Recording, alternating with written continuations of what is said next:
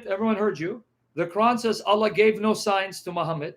The Hadith said he did some signs, and you agree they're both true, right? Yes. Okay, good. That's Islamic logic.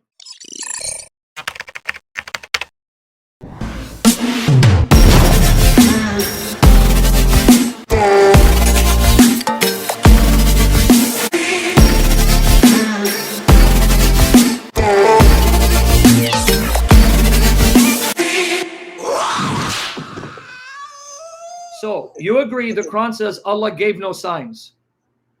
Yes, yes, I agree with that. Whatever the Quran says, we have to agree. But you with also that. agree, so they can hear you. You also agree the Hadith says he did signs, right? There were some signs and some miracles which were during the life of the Prophet. And you think they're both true, right? They're both true. Yeah, voice is getting little bit break. I can't hear you. What? Voice is getting breaking little bit. Okay, because your connection, not mine. They can hear me good. Okay, so you agree, so everyone can understand what you believe. You admit, everyone heard you. The Quran says Allah gave no signs to Muhammad. The Hadith said he did some signs, and you agree they're both true, right? Yes. Okay, good. That's Islamic logic. Okay, since we're on miracles, I want to ask you a question. Why is it, because you went to the Hadith, why is it that a Jew was able to put magic on your Prophet? This is in Sahih Bukhari. It's found. Okay, and you know that in Bukhari, but let me finish the points because a lot of people don't know. In Bukhari, a Jew put magic on your Prophet. He bewitched him. He cursed him with magic so that Muhammad started thinking he was having sex with his wives when he never touched them. And some say that condition lasted about 6 months. So can I ask you a question? What did your Prophet think he was doing for that 6 months where he thought he was actually physically having sex with his wives, but he wasn't touching them? So what was he doing physically to convince him he was having sex when he wasn't?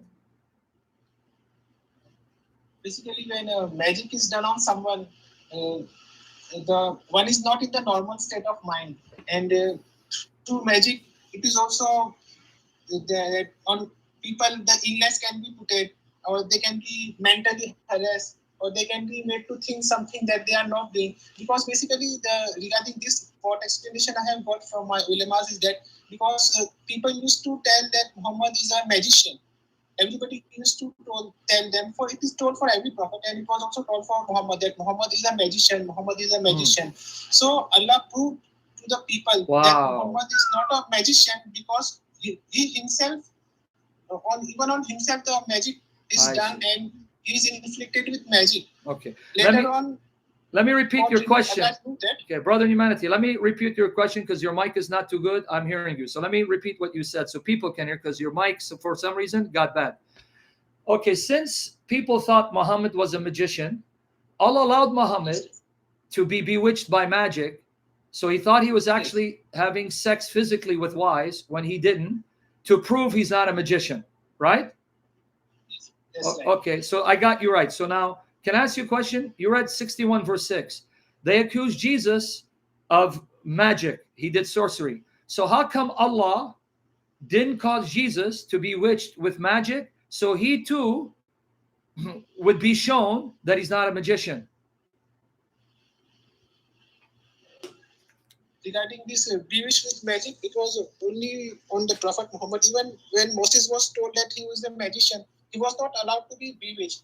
But so wait, slowly, so we can hear you. So even though Moses, they thought he's a magician, Allah still did not allow Moses to be bewitched, and they thought Jesus was a magician, but he still did not allow Jesus to be bewitched. But for some reason, for your Prophet, Allah allowed a Jew to bewitch your Prophet, so your Prophet thought he was having sex with women, touching them physically, pleasuring himself, when he didn't. And you're okay with that? Yes. Okay. Yes. See, for every prophet, Allah did not do the same thing with every prophet. If he allowed Muhammad to be bewitched, he did not compulsory allowed Moses or Jesus or Solomon or David that even if they are also called magician, they will also be bewitched. So Allah do different things for different prophets. He does not do same. Now let me repeat what you're saying. Unless you fix your mic, they can't hear you. So I'm hearing you. So let me repeat. So yes, David, Solomon, Jesus, Moses, they're all accused of being magicians, but Allah did not allow them to be bewitched. But for your prophet, he allowed that in order to prove that Yes, he's not a yes, magician.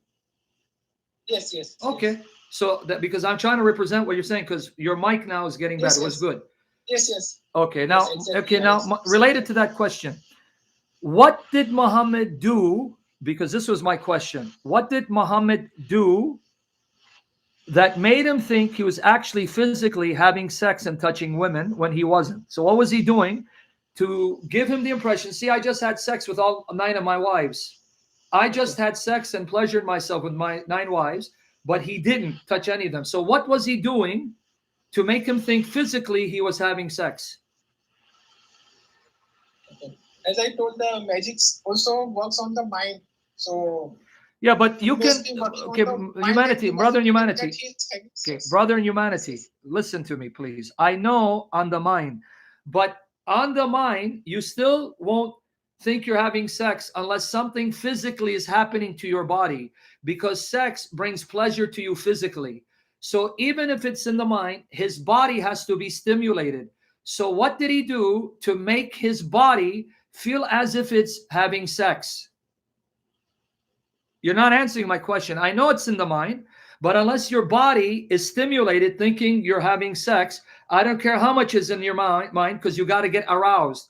So, what did he do that made his body think he was having sex? And I cannot answer that Say because it I do again. We not can't know. hear you. But as far as I think, the when things get into the mind, even without body actually doing it, people thinks yes, it is being done and feel the pleasure or sadness of it, even in the mind itself. As far Okay. as I think, All right. But no, I psychologically. wanted you to say that. This is why I respect you and will pray for you in Jesus' name. You said you can't answer that. I respect that. There's a lot of things that Muslims can't answer, to be honest. But anyways, thanks Sam for that amazing teaching and refutation. We really do appreciate all the work you do for the kingdom, and we pray that the Lord bless you and your family. For more clips like this, go ahead and like and subscribe to the channel. Share on all your social media platforms. We really do appreciate that. To support the ministry, we got the PayPal up on the channel. We also have the Trinity store, as you can see on the screen. We got shirts, sweaters, anything you need. Go cop that, all for the glory of God. Working on some reaction videos, so go ahead and send me topics down below in the comments. Really do appreciate it. Go on over to Sam's channel, get his numbers up for the glory of God. Also, the session link is in the description box. My name is Jay, and all praise to the one true triune God. Amen.